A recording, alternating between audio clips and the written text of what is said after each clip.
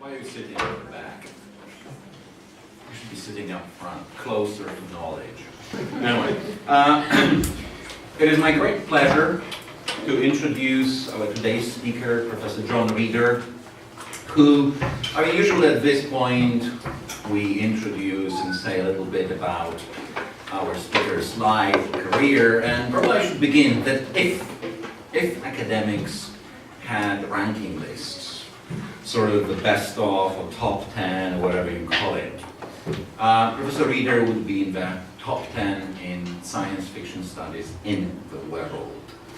Okay, so you're not talking to just any science fiction specialist or popular culture, post-colonial theory specialist.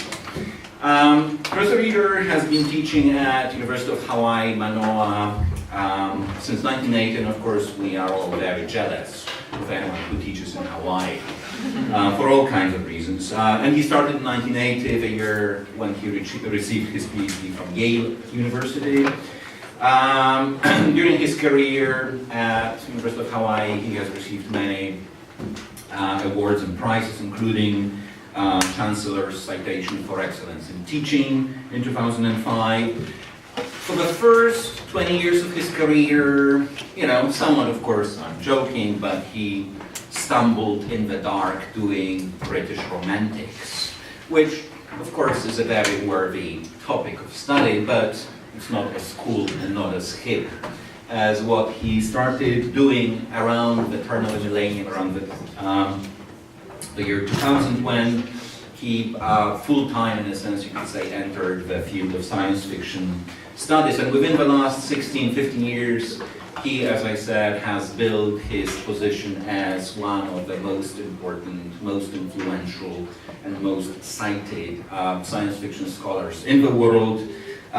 He has published very widely on various aspects of science fiction, traditional science fiction, post-colonial theory, Marxist theory, genre theory. One of his most important works is the book Colonialism and the Emergence of Science Fiction that came out in Wesleyan University Press in 2008, probably the source for intersections of science fiction and post-colonial theory. In 2011, he received Science Fiction Research Association's Pioneer Award, and Pioneer Award is given to one essay every year to the best, the most important critical work in science fiction studies in the field in a given year. So in 2011, Professor Rieder received it for his essay on defining science fiction or not, genre theory, science fiction and history, and parts of today's talk are going to be touching on that topic. He's also one of the principal editors of Extrapolation, the oldest academic journal in science fiction studies, almost 50 years, 40 plus years. It's more than 50 years. You're saying more than 50, yeah, 59 is what it sounds, right? So almost 60 years old. He has recently, just came out, edited a special issue of Extrapolation devoted to indigenous futurism, so any kind of futurist film and fiction produced by Native Americans, Asian Americans or Asian indigenous, and other Australian indigenous peoples. So in other words, a brilliant career, always at the forefront of the field. And as I said, and today he's going to talk about genres, not necessarily only science fiction, but the position of genres in a bigger system of culture and market. Professor John Rieder.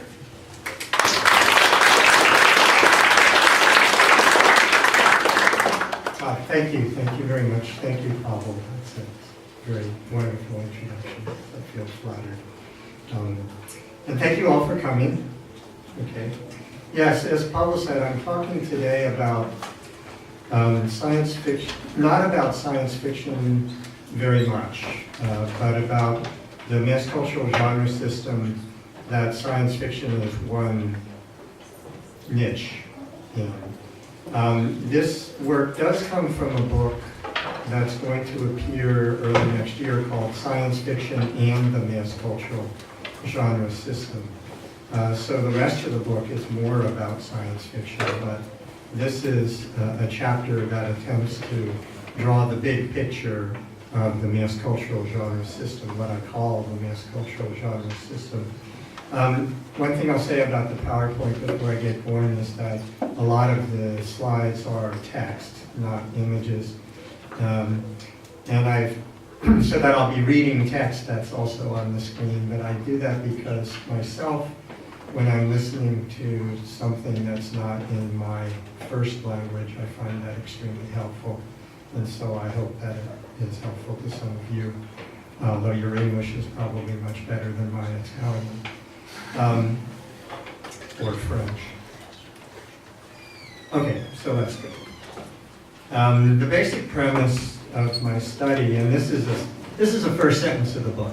Okay, the basic premise of this study is that science fiction and the other genres usually associated with so-called genre fiction, such as the detective story, the modern romance, the Western horror, and fantasy, collectively comprise a system of genres distinct from the pre-existing classical and academic genre system that includes the epic, tragedy, comedy, satire, romance, the lyric, and so on, and that this more recently formed genre system is an important historical phenomenon worthy of and in need of further study.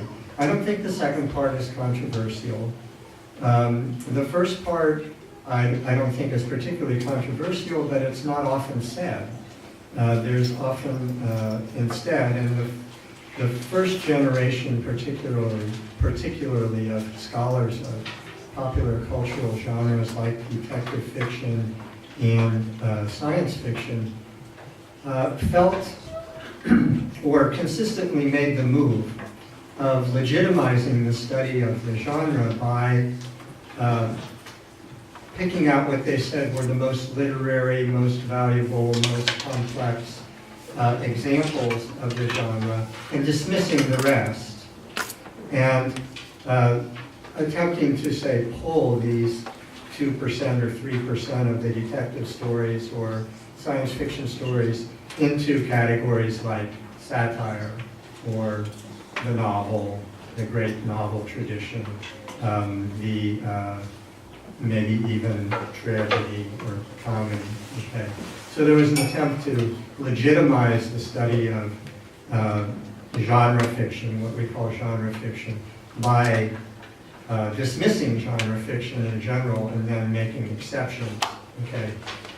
My study is based on the premise, first of all, this is the second premise, not the first one, that we don't have to do that anymore. That strategy is over. Its usefulness has been exhausted. There's really no need to apologize and dismiss the genre as a whole in order to study it. On the contrary, what I argue is that at this point what's really necessary is, first of all, to understand why so many scholars felt the need to do that. And to try to understand the relationships between the two genres, between the two genre systems, okay? And this, you can't do that until you realize that there are two genre systems, that they're not, that one is not a subset of the other one, that one's not just kind of an accidental excrescence from the other one, but that they're actually two quite distinct, different ways of classifying genres. I call this the MassCultural genre system because it's very firmly connected and historically with commercial production and circulation of narrative fiction. Okay. And it has everything, and it appears in the late 19th century, it comes into shape the late 19th, early 20th century, many of these genres. You can trace their ancestors back further, but they start to be published and circulated and recognized under these categories around the period from 1880s, 1870s, up until World War II. That's, by World War II, it's pretty clearly established. On my very first slide, there were 3 cover illustrations, and those were all from one publishing chain, and there are about 6 or 7 other titles in that chain. is called the thrilling chain. There was thrilling wonder, thrilling romance, thrilling western, thrilling spy, thrilling crime, thrilling, et cetera, et cetera. So it was a combination of a brand name, thrilling, with this genre system, you know, and that is exactly how this genre system gets articulated, that these magazines, you know, specialize in certain genres. Okay, so I'm going to start with some genre theory to give you some kind of the basis from which I'm working. And I'm going to talk a little bit about the history of mass culture and the emergence of mass culture and the emergence of the mass cultural genre system. And then finally I'm going to talk about what I consider to be kind of the key genre of the mass cultural genre system, which is not science fiction. It is the commercial advertisement. Okay, so the three genre theorists that are most important to me and have helped me the most in this work are Rick Altman, who's quoted on the screen right now. His book, Film/Genre, talked very much about film genres in the context of how they're produced and how they're received, and established, I think, a way of looking at film genres as a distinct, separate kind of system with its own rules that is not simply a reflection of the academic ways of looking at film, okay, or the academic ways of looking at narrative, like tragedy, comedy, lyric, and so on. He writes, "Genres are not inert categories shared by all, but discursive claims made by real speakers for particular purposes in specific situations." So what he's establishing there, and what I'm following up on, is that the approach to genre here is not based on form, or not on form alone, but rather it is a historical approach. It's not a matter of saying there are, like a biologist, saying, oh, there are these 7 different types of swallow, you know, one with blue hair, one with red hair, and so on, but rather of following out the common usage of the way people identify genres historically. Okay, so it's not a matter of classifying genres from some kind of scientific perspective, but rather of paying attention to the way people actually classify genres and the way they actually use genre categories. When you start doing that, what you discover, and I'll get to the other 2 genre theorists in a moment. I know I said there were 3 and I only gave you 1. I'll get to the other 2. What you find out, I think, quite quickly when you start looking at the historical use of genre categories is that they're systematic, okay? That genres, like words in a language, mean something within a set of relationships to other things, you know, to other categories. And therefore, a given text can be classified differently in different genres and in different genre systems. A good example is the play by Sophocles, Oedipus the King. It is possible to read that play as a detective story. Okay? The hero is a famous solver of puzzles. He learns of a horrible crime. He's tasked with solving it. He investigates. He collects evidence. He interrogates witnesses. He identifies the criminal is exposed and punished. Voila. Detective story, right? So here's the interesting thing. None of that has anything at all to do with it being a tragedy. All of those things could be true, and it could be a comedy. You can very easily imagine a comedy where all of this was true, or a piece of satire where all of this is true. The fact that Oedipus the King is a tragedy, and not just any tragedy, it is like Aristotle's great example of, you know, how to do tragedy correctly, rests upon a whole different set of properties of the text. So, as with a language, what is significant, what means something, varies from one system to another. Just as, say, the word sank means one thing in French and another thing in English, the text, Oedipus the King, has one genre classification within the ancient Greek system that Aristotle was using, and another one within the MassCultural genre system. And Oedipus the King is definitely a detective story, not science fiction, not romance, kind of a grisly, horrible romance in a weird way, but it's not a romance. You know, Freud says it's romance. But it definitely is a detective story, but only if you look at it within that systematic perspective.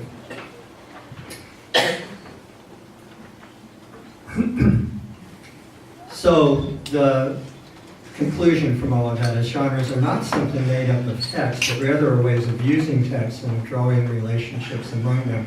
And now I come to a second of the three theorists, Jason Middle, who wrote a book a few years after Rick Altman called Television and Genre, doing kind of similar things to what Altman had done, but talking about television production rather than film production.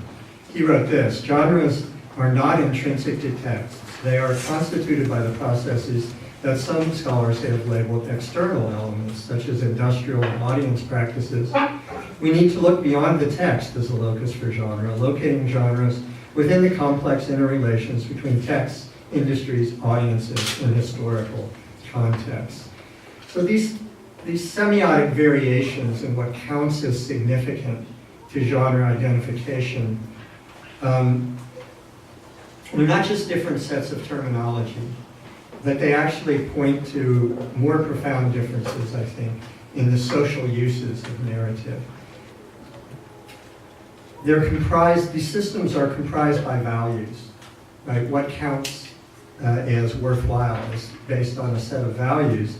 And they're not always explicit, they're not always simple, but they do direct competent users to recognize genres, perform them, and enforce or resist their boundaries.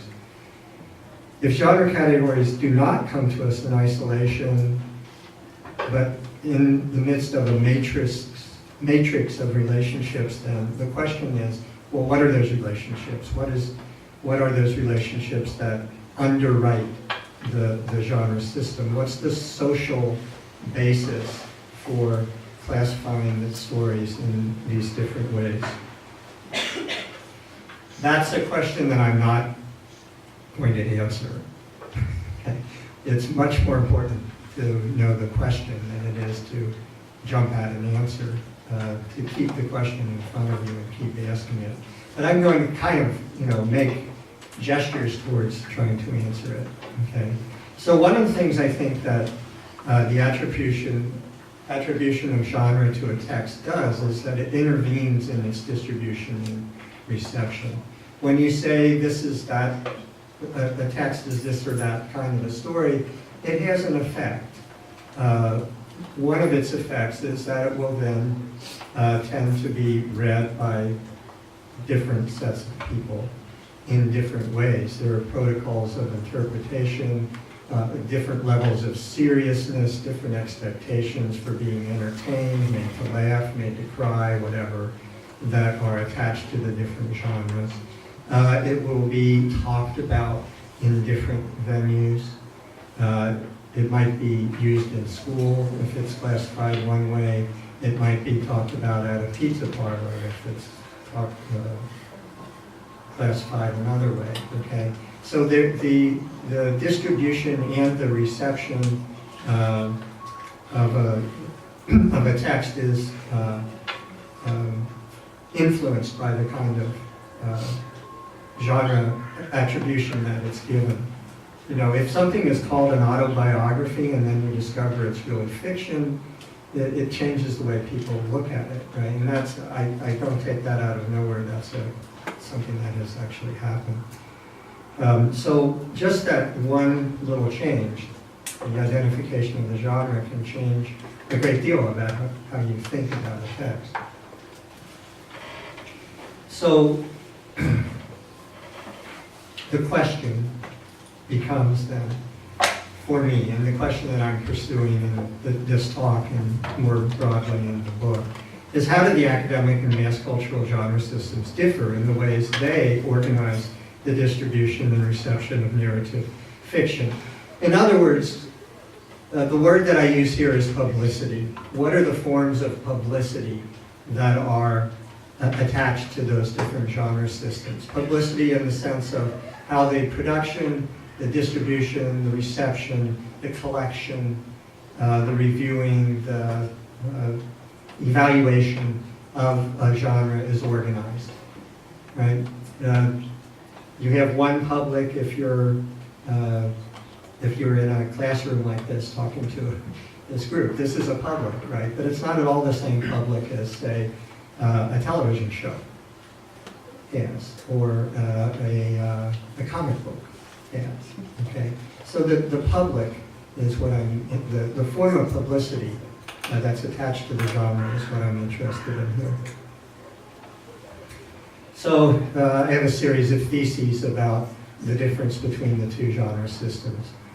Thesis number 1, the relation between the genre systems generated in commercial publishing and the academy is not one of simple exclusion or straightforward hierarchy. It's not just that the good texts are taught in school and the rest are left to circulate in mass culture, but rather involves a distribution of the social functions of narrative across the fields of education, employment, and consumption. And it has to do with all three of those things.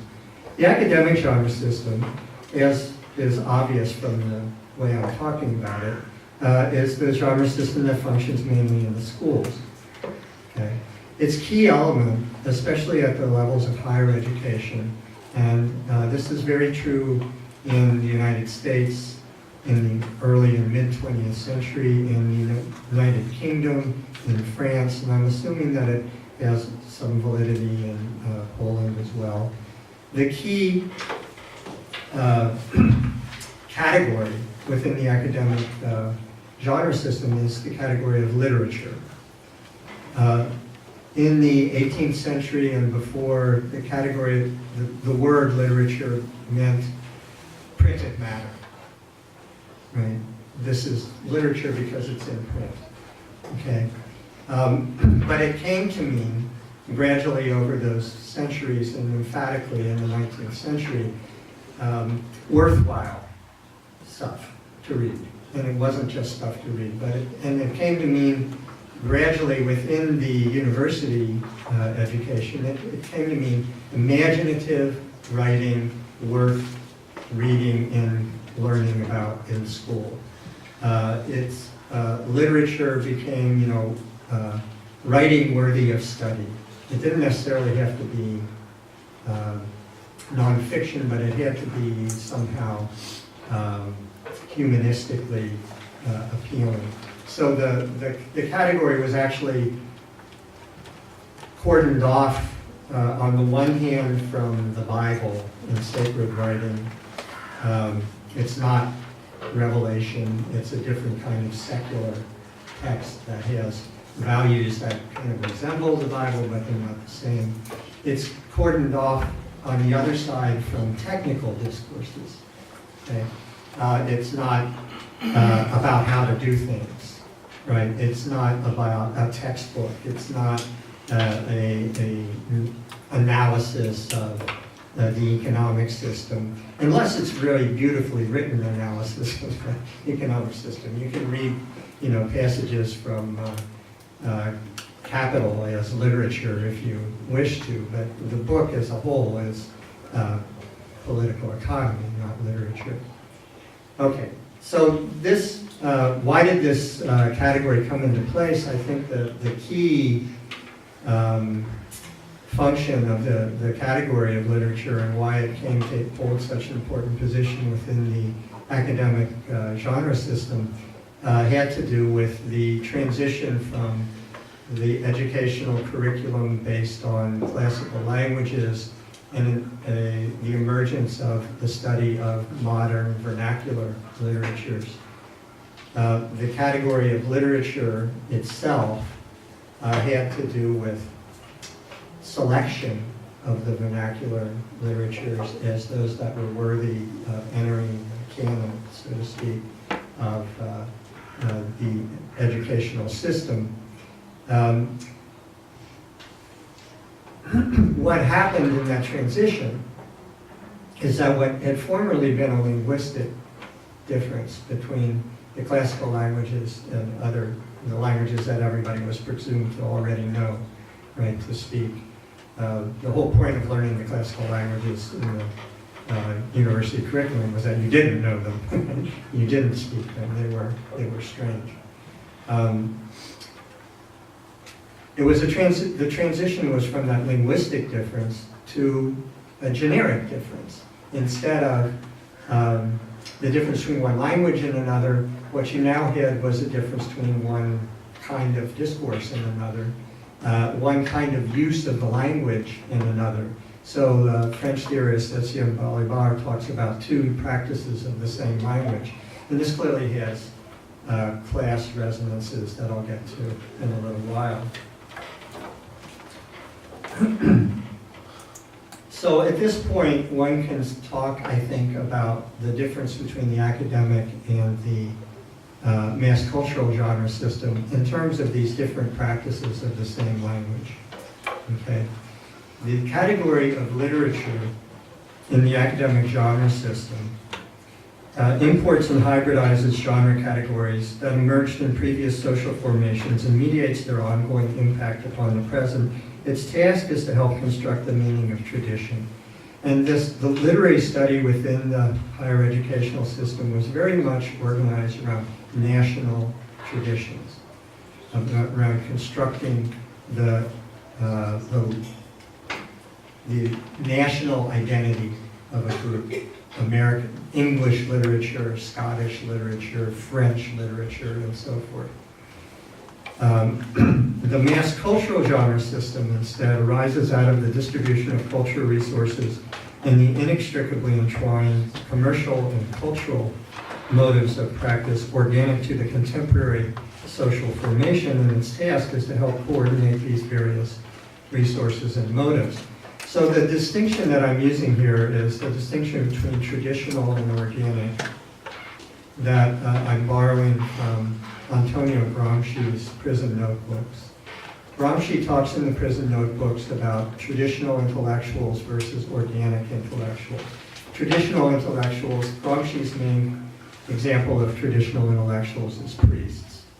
Okay, they work within a social institution that has its origins, its roots in a previous social formation, one that has a residual presence in the present, a very powerful residual presence in Gramsci's early 20th century Italy. But he talks about the traditional intellectuals, and university professors are also traditional intellectuals largely. Okay. He talks about traditional intellectuals in contrast to what he calls organic intellectuals. Well, organic intellectuals are people who organize the contemporary emerging relationships of production. Bill Gates is an organic intellectual organizing very successfully the use of computers, right, with great financial success. So I wanted to be clear that I'm not using these terms traditional versus organic to say organic is better than traditional or traditional is better than organic. They're meant to be descriptive, not evaluative terms. So organic does not mean more alive or more politically attuned, because it often is used that way. But I think you can very accurately say that the mass cultural genre system is organic to late 19th, early 20th century capitalism, whereas the academic system is a traditional system that is adapting older forms to the present and establishing tradition. So within that distinction, the prestige afforded to literature both originates in and depends upon its alignment with the cosmopolitanism and multilingual competency of the traditional intellectual. It has to do with the older way of teaching in the higher educational systems was simply to learn other languages. Within the emerging discipline of literary study, this multilingual competency was still taken as a necessary skill. And the best example, literary example I can think of is T.S. Eliot's The Wasteland, the poem The Wasteland. I don't know how many of you have read that poem, but it has about 7 or 8 different languages used in the course of its 300 or 350 lines. And it trades very heavily on the readers being able to recognize a quotation from Dante and a quotation from the Aeneid by Virgil and so forth. This multilingual competency is very much a part of it. The organic genres of mass culture, in contrast, cultivate the lingua franca of homogeneous and contemporaneous national culture, the language of the news, as well as the language of emerging technical disciplines. And that's particularly important in relationship to science fiction, the language of emerging technical disciplines. I think science fiction is actually the best example in the entire mass cultural genre system of literature that is very closely related to a technical discourse. The discourse of engineering, of science education and so forth. That was a new and important feature of 19th century higher education, but increasingly important as the industrialization became more and more prevalent. Okay, it's very closely related to the emergence of science fiction. Science fiction can be approached from one point of view simply as literature that's interested in combining fictional, imaginational scenarios with some kind of familiarity with that technical discourse. But the mass cultural genre system in general divides itself up not according to form, but according to content. Detective fiction is obsessed with the law. Romantic fiction is obsessed with personal relationships and kinship. Horror fiction is obsessed with a certain kind of secular take on the supernatural. Okay, every one of these mass cultural genres organizes itself primarily not as a form like drama or satire, but as aligning itself to a certain kind of discourse about the world, a certain set of subjects, a certain set of interests that people pursue by reading that genre, or that people entertain themselves with because of their interest in that content. So I would say both of these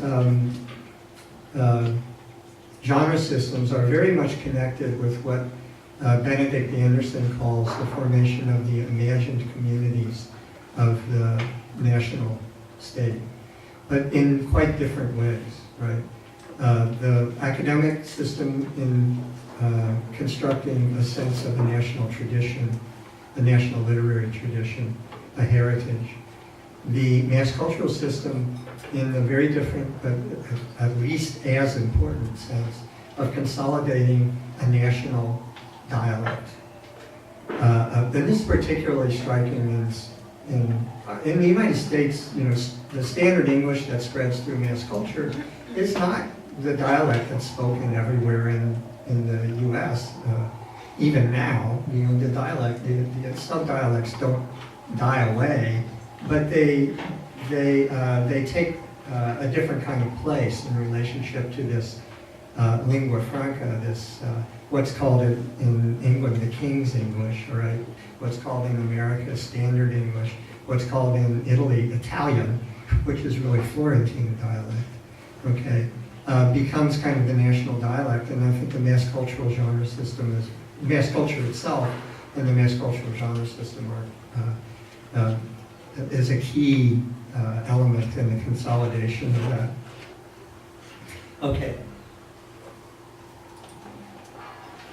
Thesis number 4, the ideological self-recognition associated with literature has to do with becoming a full-fledged human being regardless of class position, though one's facility with and discernment of literature are strong signals of class. While the discourses of the various technical competencies which are connected to the MassCultural genre system are practical and job-oriented, hence direct determinants of one's economic status. So there is a hierarchy involved here. The kind of ideological promotion of literature as universal has to do with this sense that it has to do just with being human, right? The more human you are, the more you're going to recognize the greatness of Shakespeare or whoever the heck it might be.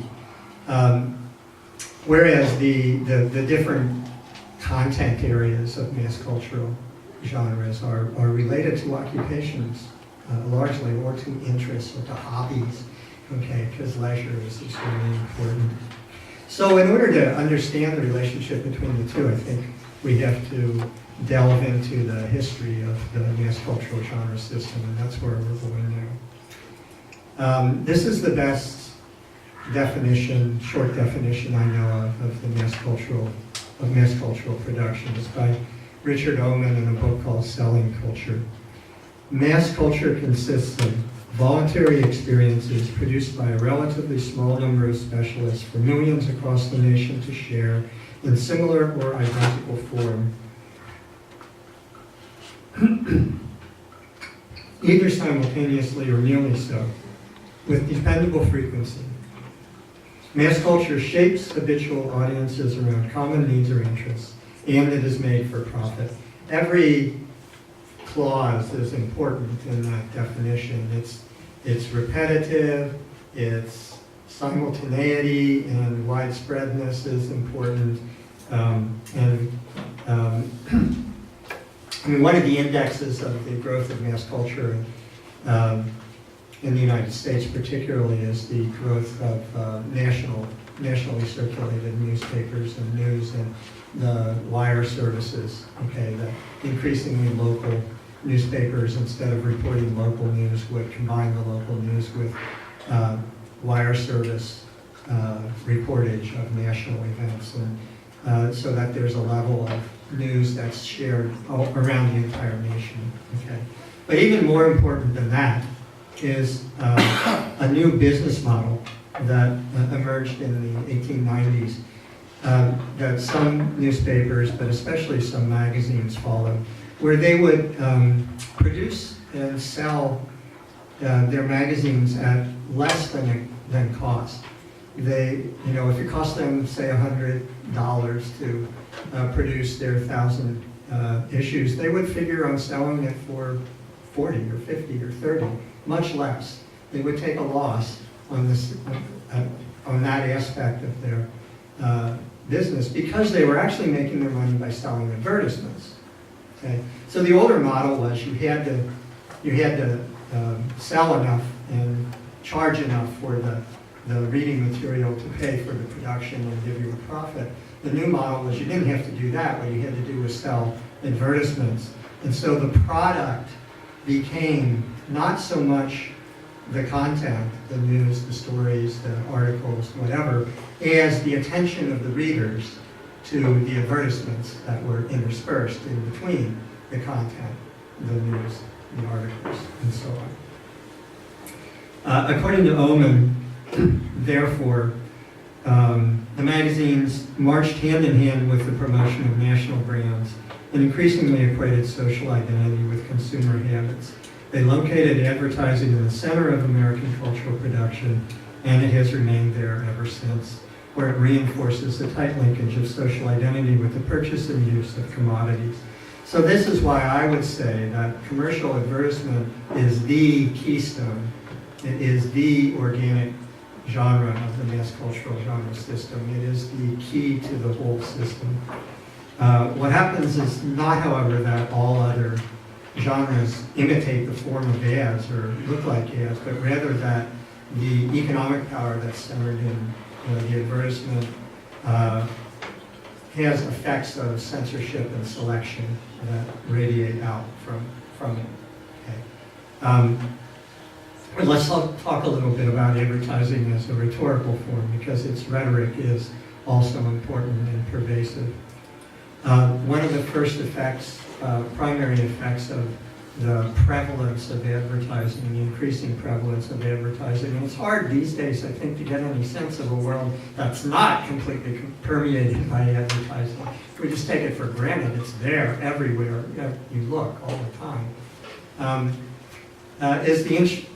What can be called the instrumentalization of the aesthetic. The power of beauty to fascinate and to get people on your side was nothing new, but it was pursued with a kind of scientific precision within the advertising industry that it never had before. Okay? And the first cousin of advertising is political propaganda, which is simply a adaptation or a use of the techniques of advertising to achieve political ends. Okay? And election campaigns have come increasingly to depend upon advertising and to more and more resemble simply advertising, right? I mean, we still have debates, I guess, but the debates are ultimately probably less influential and important than the political ads. One of the things that advertising tends to do is to project a world in which the consumer can imagine himself or herself being happy, being satisfied. Advertising tends to be utopian. It tends to show you what you would like to be. And this is something that was noticed very early on. This is a quotation from an editorial in a New York newspaper in 1909. What a reconstructed world of heart's desire begins with the first page advertisement. And he says the first page advertisement because he's talking about what was called the advertising supplement.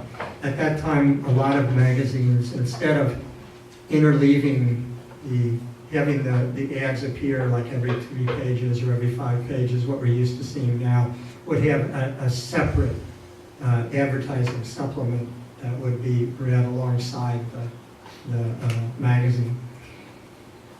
Okay, here, no breakfast food fails to build up a man's brain and muscle. No phonorecord fails to amuse. No roof pane cracks under cold or melts under the sun. No razor cuts the face or leaves it sore. Illness and death are banished by patent medicines and hygienic shoes. Worry flies before the model fountain pen. Employers shower wealth upon efficient employees. Insurance companies pay what they promise. Trains always get to Chicago on time. Babies never cry. Whether it's soap or cereal or camera talcum, babies always laugh in the advertising supplement. A happy world indeed, my master. So this instrumentalization of the aesthetic conveys, not in spite of, but at the core of its calculation, its manipulation, this utopian anticipation of a world of fulfilled desires. But there is a major but to add to that. The crucial quality of the world of advertisement is that you don't have it. It's not your world. You don't live there. You live in a world that is lacking, that is inadequate, that is to be repaired in its inadequacy by recourse to buying the products. So you get something like this. Consumerism is based on the notion, I mean, no one really believes this, but you know what advertising is? A form of lying that we all know is lying, yet we believe. And this is why a joke like this works, right? She knows the boots won't make her happy. You know, that's how the world of advertising works. Also, what advertising also does is it transforms beauty into glamour. There's a long tradition of beauty philosophically being considered as something that one has to contemplate in a disinterested manner, right? Kant says, Immanuel Kant, the philosopher, says that in order to judge beauty, you have to not have your appetite involved, right? If it's satisfying your appetites, then you can't, that disrupts that brings in other kinds of judgment and value. Glamour instead is based on envious admiration. Glamour is looking at somebody and saying, I wish I had that. I wish I had those cheekbones. Right? I wish I had that nose. I wish I had that hair. And I wish I had that flat stomach. I wish I had that dress. Okay? I wish I were Marilyn Monroe. But the kind of the flip side of glamour is what I call seriality. It's one of the things that Oman calls attention to in his definition is that mass cultural production has to be repeated at predictable intervals, known intervals. In other words, mass production is all about habituation, about habitual habits of consumption, about reliable habits of consumption on the part of the consumers. That's what the corporation wants. It wants people that it knows will come back and come back and come back and come back. And that seriality then becomes a feature of mass cultural narrative production and artistic production. Andy Warhol captures it quite brilliantly. He's one of the great theorists of mass culture, I think, in the mid-20th, one of the great artistic theorists of mass culture in the mid-20th century. So these tendencies toward glamour, fantasies of possession and consumption, and the concomitant projection of a world of abundance and fulfillment radiate from the practices of advertising to encourage a kind of endemic otherworldliness in the mass cultural milieu. The glitter of the variety show, the nostalgia of the Western, the exotica of horror or science fictional narratives, or the erotic entanglements of romance, all find a common reference point in the world of glamour and the fantasies of attaining happiness through consumption that drive the advertisement. That's my conclusion at the end of this. So, just final words here. There's some contradictions, some formal contradictions within the advertisement that I think we can take note of, and that might help further analysis. So the first one that I want to call attention to is the contradiction between what I call incitement and pacification. On the one hand, advertisements incite desire. That's what they're all about, right? They're supposed to incite your desire to buy something. On the other hand, and that carries its utopian desire for a better world, okay? But at the same time, they channel that desire into a passive form, okay? Where it just becomes a choice from a menu that's prescribed. There's nothing new, there's no change that's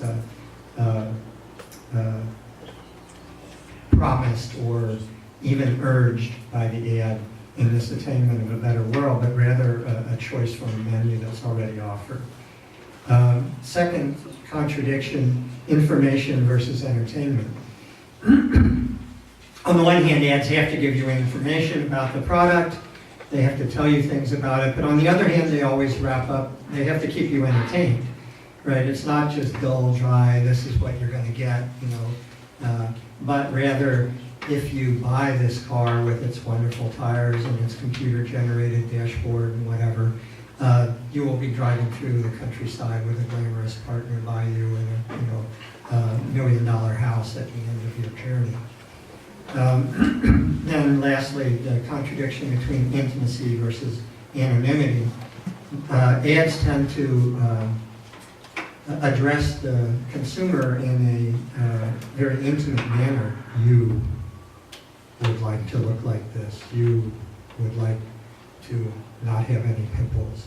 You would like whatever, okay? But on the other hand, they're in a timeless, placeless setting, usually. Ads have no identifiable place setting most of the time, no identifiable time, and there's a kind of anonymity and generalization that underlies this weird false intimacy of the ad. So you can line all these up together by saying that what's happening here is there's a kind of a celebration of individuality, of individualism, in the consumerism that's being mediated by the homogenization of experience tied to the national character of mass culture. So one final word then. Ads are very, mass culture is very sensitive to venue. It does not, these things I'm talking about do not operate evenly or uniformly, but rather there are various zones of intensity, okay? So that one, and they have to do very much with the concentration of money in certain zones, right? In certain places, with the price of ads in different places and the frequency with which you find advertising in different places. So one very often finds in mass cultural genre identification the combination of a formal term and a venue. Hollywood film, broadcast news, pulp fiction. And those are three very different venues, not just three very different forms. Hollywood film is not all film. It's a very specific venue for the production of film, studio film. There's a lot of other things that you can do and that people do with film rather than produce Hollywood films. But the venue of Hollywood means very, very large budgets and so forth. Okay. I don't want to belabor this point. I think that it's however, a very important one to keep in mind as we move. So what I'm trying to do here is more to suggest questions that need to be answered about the relationship of these two systems of publicity, the educational system and the mass cultural advertising entertainment system, in the way that they sustain our modern cultural life.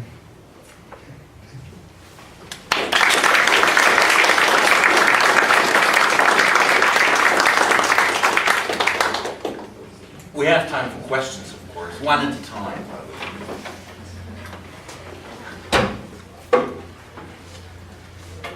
One at a time, I said.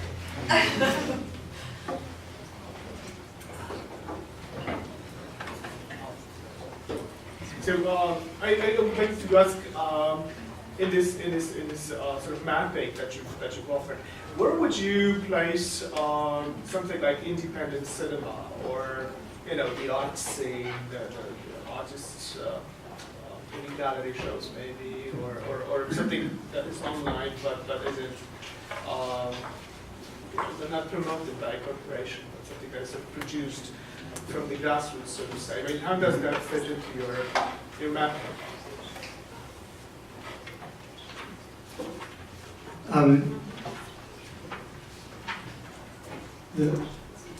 The good thing is that you're asking the question, I think, and then, once you've asked the question, I think the answers start to kind of make themselves.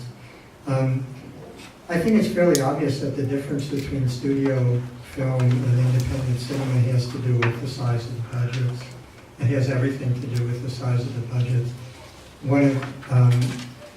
There are different ways of raising money for independent film production, but there's a kind of a ceiling that you can get to before you really just have to have the budget you really have to have the economic power that's attached to a studio. And there are increasingly publishing ventures that are funded by crowdsourcing, for instance, right? So these are ways, both independent film and crowdsourced publication are ways of trying to practice cultural production free of the censoriousness that can get attached to having sponsors, corporate sponsors in particular. Because the film industry in Hollywood depends heavily upon corporate sponsorship. On the other hand, it has a kind of economic clout that allows it to deal with that. Independent film producers do not. So where would I put them? I would simply, I would observe, well, I would appeal to Pierre Bourdieu's kind of mapping of the field of cultural production there, to say that when you give up on having a lot of money, what you gain is artistic autonomy over your product. This is kind of a general rule, that the less money that's involved, the more you can do whatever you want. And the more money that's involved, the less you can do whatever you want, the more masters you have telling you what you can and can't do. And the people who succeed in studio filmmaking these days are people who, like Joss Whedon, I think, is a great example of someone who's an expert at making a bunch of people work together and coordinating their efforts with one another. Cameron, you know, is probably the most financially successful filmmaker of the last 20 years. He's an expert at organizing these large productions and getting all these different people to work together and coordinating the desires of the money lenders with the desires of the graphic artists and so forth. So it's kind of a managerial task. That the independent filmmakers, a filmmaker like John Sayles, probably the best example of him, you know, he has total control over everything. But how does he get that control? Well, by not having very much money. And you know, there's a ceiling of, say, a couple of $3 million that you can raise to do an independent film, which means you can do certain kinds of things and you can't do others. Another, I think, really crucial aspect of this, though, and this is maybe even more important, is that anybody can make a film now. But the big problem is getting a film distributed. Anybody can make a film, but can you get it seen? Can you find ways to get people to see it? And this has a lot to do with corporate sponsorship. Getting into those chains of distribution has an awful lot to do with getting into the corporate sponsorship. So, the general answer to your question is, well, you just look at it and you see. I don't have a map that puts everything in its place, but once you start asking the question, how are these management of resources and distribution and reception related to the cultural practices, you start getting a certain kind of analysis, I hope. A two-part question. Obviously, different genres emerge at different times in history. I'm sure you've thought about that a lot, but since I've never thought about it at all, I want to hear at least the thumbnail sketch of that. And the other is I'd like to hear your opinion about whether politics is becoming a genre all its own, or whether there are genres within politics. I'm sure that there are genres within political discourse, lots of them. And that would be a very interesting project to pursue that I haven't, but probably somebody has already. To go to the first part of the question, though, yeah, of course, the genres are historically mutable. They change. They change at very different rates, though, and I think the rates of change have a lot to do with the social uses that they're put to and the social institutions that they're tied to. So within the MassCultural genre system, in general, genres are very ephemeral. They're constantly in flux, although there are kind of lasting categories like the situation comedy, the detective story, or the crime fiction, science fiction. But within those, at any given moment, say within science fiction, there's cyberpunk and steampunk and weird fiction and 10 other hard science fiction stuff, 10 other mini genres that are kind of going on. And the same is true with crime fiction or with romance. Okay, so it's constantly generating these little mini genres. Whereas when a genre system is tied to a much more stable institutional use, like education, the genres tend to the genre categories tend to be much more durable. Okay, so you know, in 19th century, I think what emerged as kind of the main organizing forms for literature were prose poetry or drama, and there's a lot of 20th century genre theory that draws that distinction back to the Greeks. Everything has to go back to the Greeks, you know. But that's a very stable set of categories, right? There's a great essay by Hans Robert Jauss, the German, he's the main German practitioner of reception theory, on the medieval genre system, in which Jauss shows very conclusively that the ways people classified stories in the Middle Ages were completely different than the ways they were classified in the Renaissance. That what happened, according to him, is that the revival of classical learning in the Renaissance just wiped out the medieval genre system, and people forgot it. And then later on they tried to reinvent it, but instead of reinventing it, they invented another new one. Okay, so I think there's a great deal of historical evidence that these genre systems do change over time, that the same text can be classified differently at different times. My favorite example of that is very close to my own work, is Mary Shelley's novel Frankenstein, which at the time it was written was a Gothic romance or a political novel. The early reviewers, most of them took a political attitude towards it because she dedicated it to her father, William Godwin, who was a notorious political radical. But later on, it got adapted to stage. And on the stage it became first a melodrama, and it became a comedy, became a farce, became horror, it became spectacle, it became all kinds of different things. And towards the end of the 19th century, it turned into science fiction, but nobody really thought of it as science fiction before that.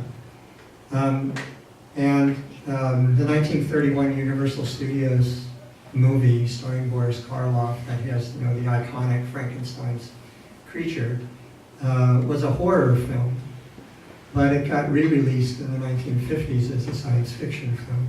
So, the generic work of categorizing that story is just constantly changing. It's a good example of the way that the same story can keep moving through different genres. Right? I think fairy tales are another good example. Right?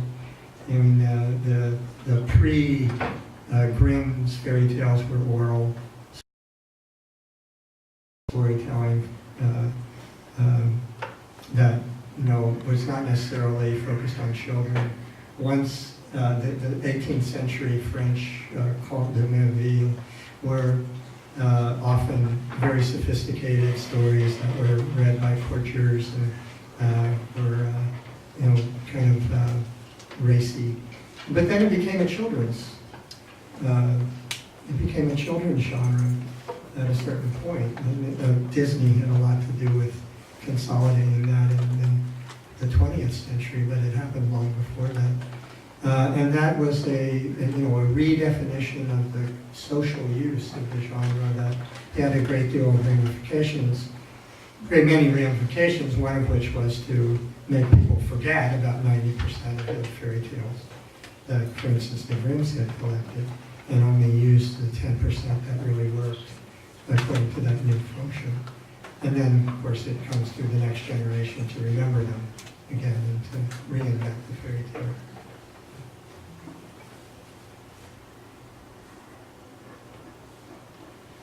One at a time. Okay, so I have a question.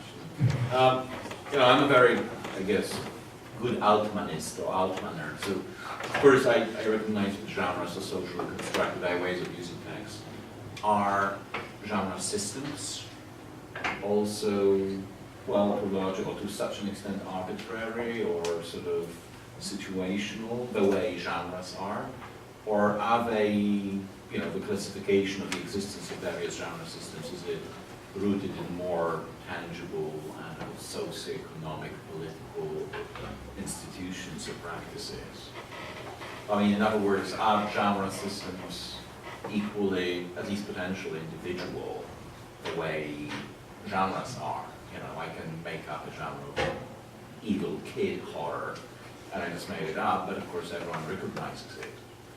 There is such a genre. Well, it's an example, but you know, that kind of stuff. But well, with genre systems, is that something that comes? Yes, I think that you can very easily invent a genre or identify a genre. And this happens all the time. You know, the buddy film, the women's film, evil kid horror, you know, whatever. I think this happens all the time. I don't think genre systems can be made up the same way. I think genre systems, I hope, if my thinking about this is correct, genre systems really are beyond the control of individuals. And they are systematic, more in the way that a language is systematic, not anything like the same stability as a language or the same complexity as a language, but more in that direction.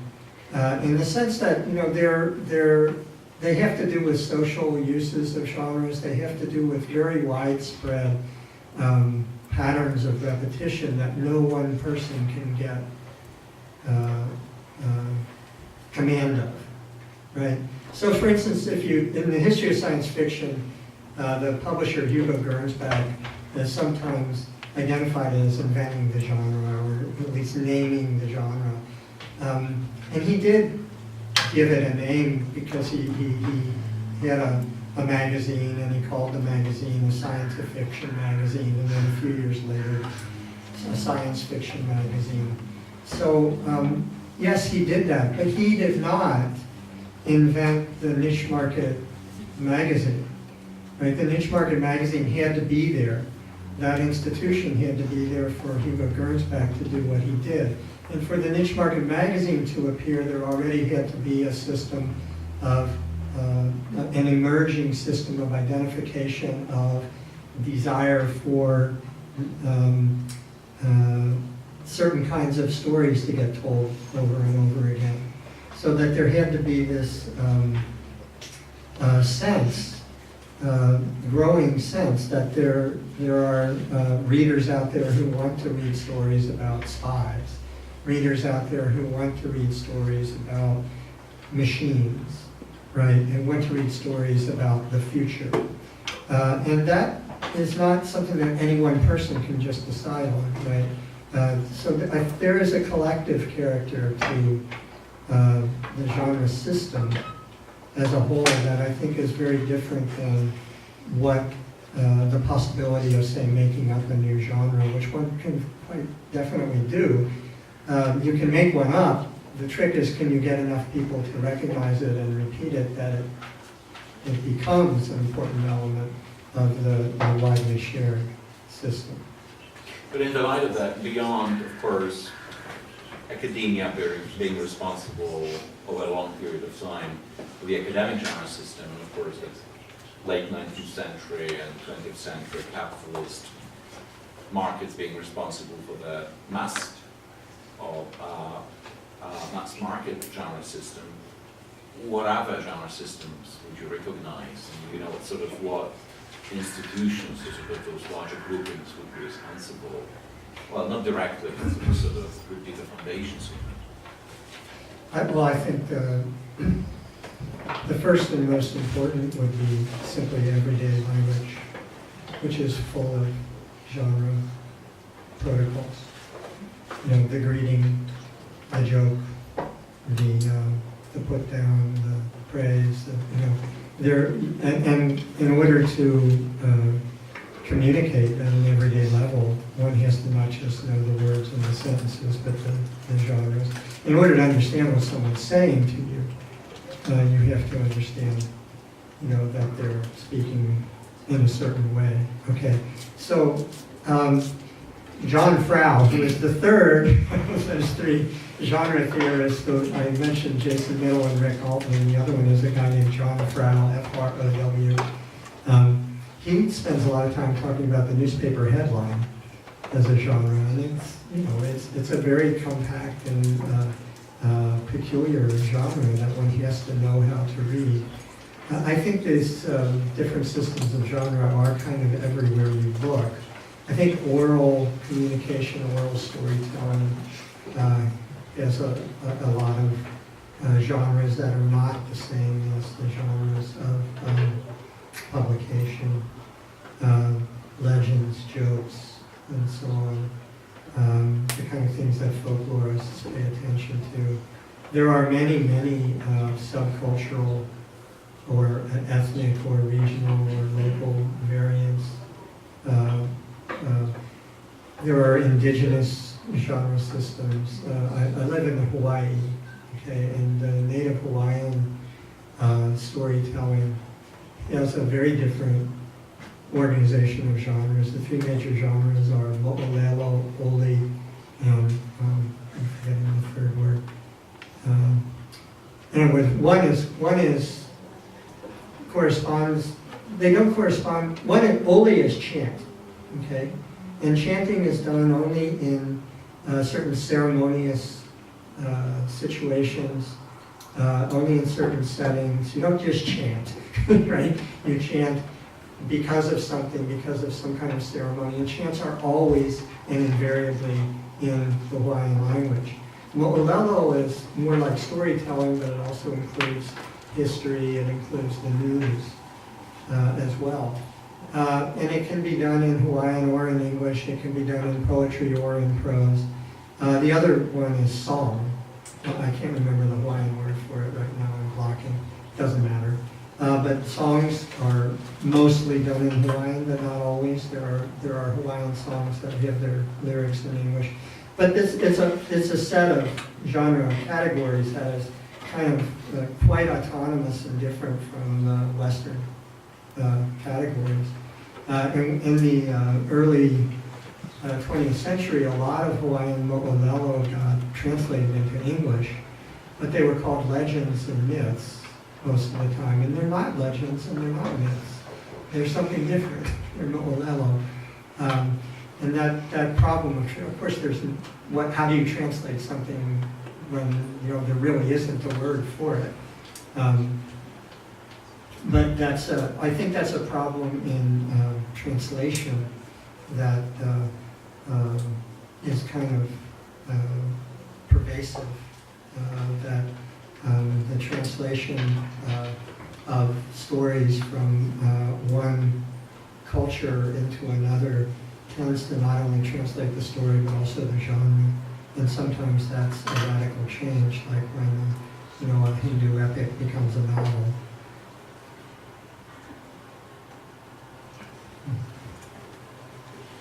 Yes. I want to ask more for personal opinion. If a certain text or a movie falls under various genres or fits into various genres, do you think it should be, in terms of category, should be considered as a mix of the genres, or separately treated by every genre it falls into? Thank you, that's a very good question. I would say that every text is a mix of genres. That it's very hard to find a text that would be a pure manifestation of a single genre. That almost every text has elements of a number of different genres that it weaves together. And what tends to get designated, you might say, as a dominant within that weaving, a dominant element. But that's part of the reason why they remain also open to different kinds of definitions. But yeah, I would say that almost almost every story of any length has elements of a number of different, necessarily will contain elements of a number of different genres. You can't make it just out of one, okay?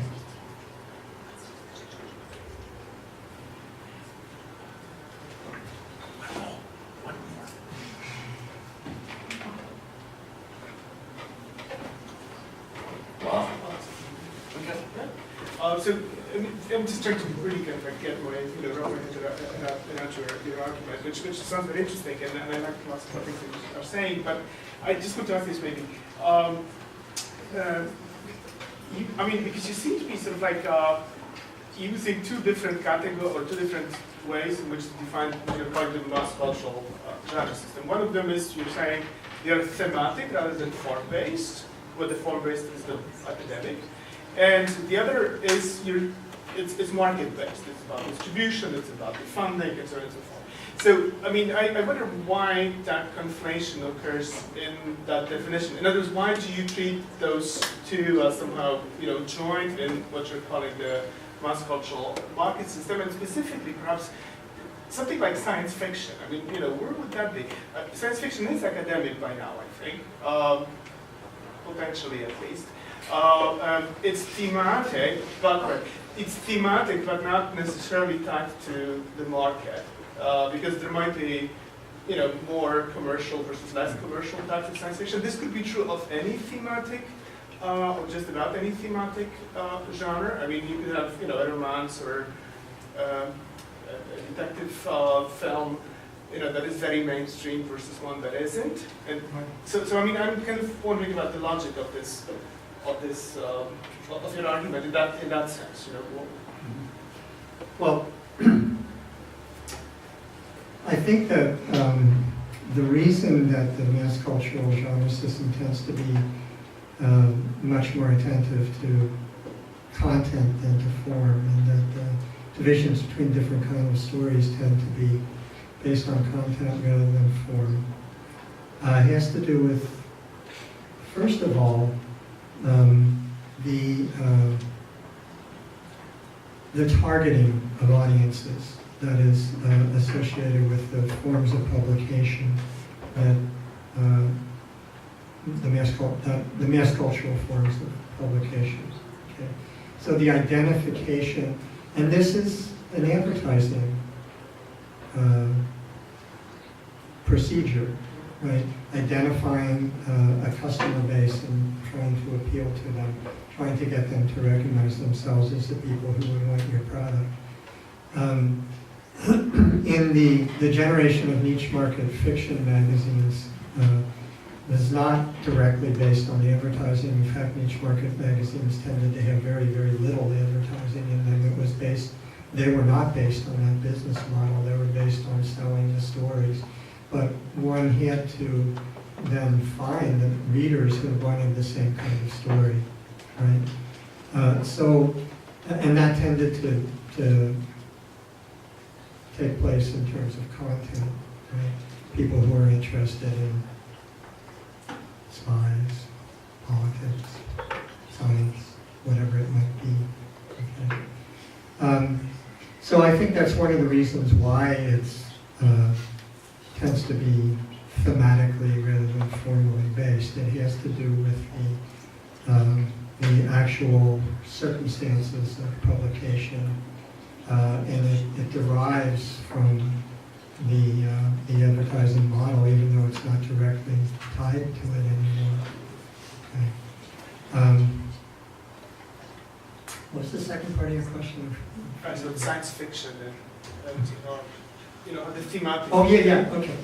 And the other thing I would say, though, is that, the production of these stories is not, like, determined in such a way that, people just mechanically follow along these. What happens is there are lines of opportunity, channels of least resistance, those are what tend to get used. But a genre like science fiction or detective fiction is actually never confined to the niche market, right? It's never just practiced in one way. There will be people who combine science fiction with experimental fiction, who write it, who use poetry, and so on, who appeal to very, very small audiences, appeal to very intellectual audiences. The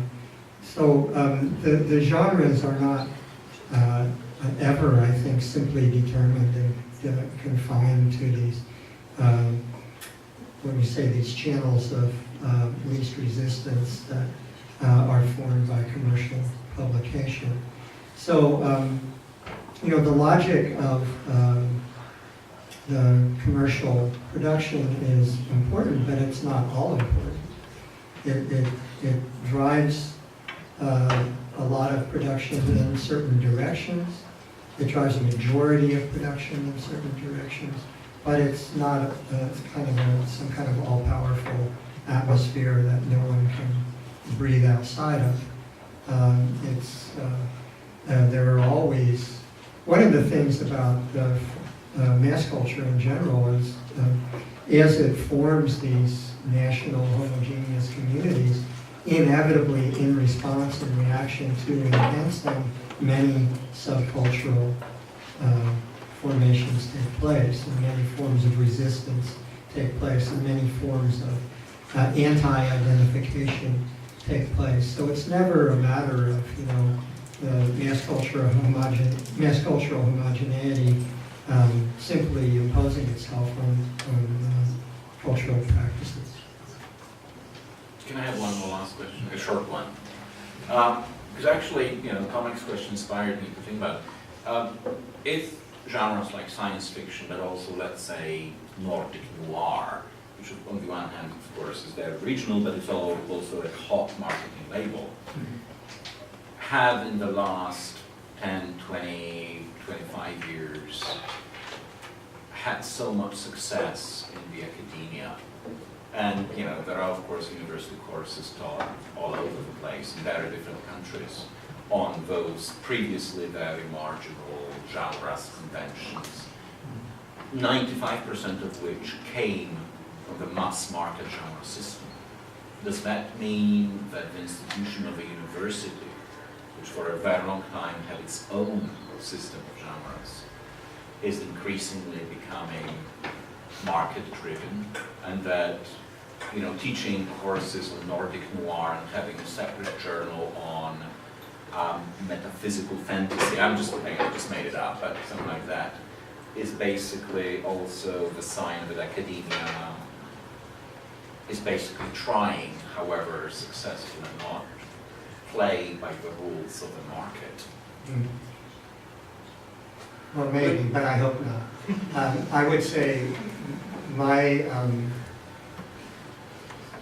my first response to that possibility is, yes, of course it's a possibility, but I think a better explanation is that literary education and the formation of the literary canon is always in the process of modernization. It's always being brought up to date. There are always older texts dropping out and newer texts being put in. And because so much cultural power and importance resides in this cultural production, I think it's understandable and, in my view, a very, very good thing that it's becoming more and more studied. But I would understand that not as the university selling out to the market or becoming market-driven, which is happening.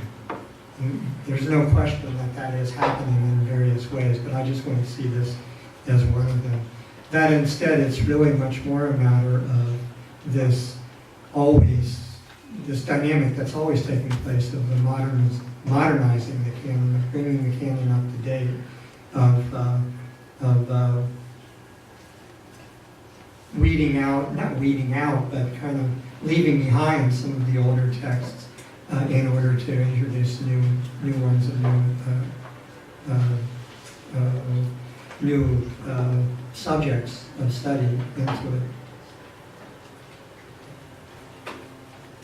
Okay, if there are no further questions, let us thank Professor Rieder. Thank you.